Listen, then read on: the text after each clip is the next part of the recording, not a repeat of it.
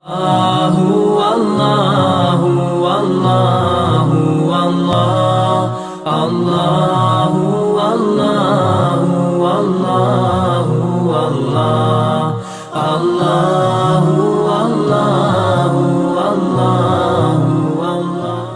يحض على طعام المسکین، کبھی تو کھانا کھلانے کی توفیق نہیں ہوتی اور کھانا کھلانے کی ترغیب کی توفیق بھی نہیں ہے۔ آج ہمارے ہاں مسکینوں کو، محتاجوں کو، فقراء کو اور ضرورت مندوں کو کھانا کھلانے کے طریقے بدل گئے۔ پہلے بڑے بوڑھے ہوا کرتے تھے، وہ چونکہ جاہل تھے، آج کے ہماری زبان کے مطابق وہ جاہل تھے۔ وہ جاہل اس لیے تھے، مسجدوں میں اذان سے پہلے آیا کرتے تھے، آگے سنت نوافل ادا کیا کرتے تھے، تسبیحات پڑھا کرتے تھے۔ وہ جاہل تھے نا۔ آج پڑھے لکھے آ گئے، اس وقت آنا ہے جب اذان بھی ہو جائے، جماعت میں ایک آدھا منٹ رہ جائے، پھر جلدی جلدی آ کے چکر چکر کر کے بس اپنا آ کے نماز پڑھ لی، 4 ٹھونگے لگائے، وہ گیا تو وہ گیا۔ نہ دعا، نہ نماز، نہ نوافل، نہ سنت، پتہ ہی نہیں کچھ۔ سنت کا اہتمام اٹھ گیا، نوافل کا اہتمام اٹھ گیا۔ پرانے بزرگ وہ اس لیے جاہل تھے نا، وہ اس لیے مسجدوں میں پہلے آیا کرتے تھے، اور جب انہوں نے کبھی کسی محتاج کو کھانا کھلانا ہوتا تھا، ان گنہگار آنکھوں نے دیکھے ہزاروں مناظر کہ اپنے گھر جایا کرتے تھے، بڑے احترام کے ساتھ کھانا کسی پلیٹ میں رکھا، چابے میں روٹی رکھی اور اس کو کپڑے سے ڈھانپا اور لے کے اپنے بیٹھک میں آ کر اس کو بلا لیے، یہ کھانا کھا لو۔ اگر کوئی مسجد میں مسافر بیٹھا ہوا ہے تو مسجد میں آ کر ادب و احترام کے ساتھ، آج بھی ہیں، سب کا میں انکاری نہیں کر رہا، لیکن ہمارے ہاں ترتیب بدل گئی۔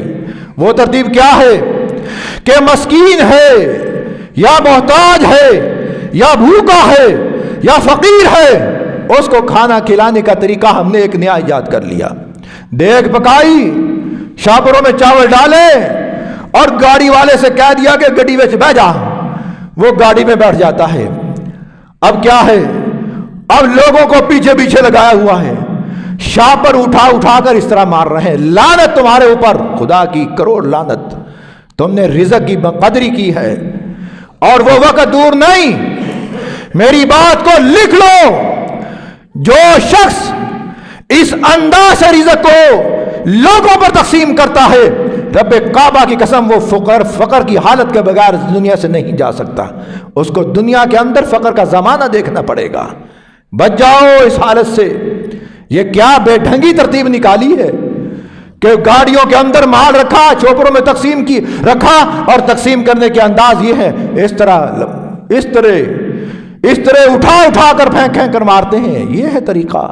ولا يحض على طعام المسکین، مسکین کی قدر کرو، خود بھی کھانا کھلاؤ اور کھانا کھلانے کی رغبت دلاؤ۔ الصدقہ ترد البلاء، یہ صدقہ مصیبتوں کو ٹالتا ہے۔ ایسے ایسے آفات انسانوں پر آتی ہیں، ہر نئی صبح ہر انسان کے لیے ایک نئی آزمائش لے کے آتی ہے۔ ان آزمائش سے، ان ملائم سے، ان مسائل سے، ان آفات سے اگر بچنا ہے، فرمایا مسکینوں کو کھانا کھلاؤ، صدقہ کیا کرو۔ ولا يحض على طعام المسکین۔ آج دنیا کے اندر ایسے بھی لوگ پائے جاتے ہیں، جب کوئی کسی کو کھلاتا ہے کرو انہوں کنوں کھلاؤں دیا، وہ کنوں دین دیا۔ آج دنیا کے اندر ایسے لوگوں کے میں بازو پکڑ کے دکھا سکتا ہوں کہ اگر کسی نے کہا کہ مدرسے کے طلباء کے لیے کھانا، اوتھے نہ بھیجی، مدرسے دہشت گردہ، یہ ہمارا ایک تصور بن رہا ہے۔ ہم نے زمانے کے ساتھ ساتھ اپنی ماضی کی روایات کو ایسے دفن کر کے رکھ دیا کہ آج نئی نئی روایتیں ہم نکال رہے ہیں، نئے نئے طریقے گھڑ رہے ہیں۔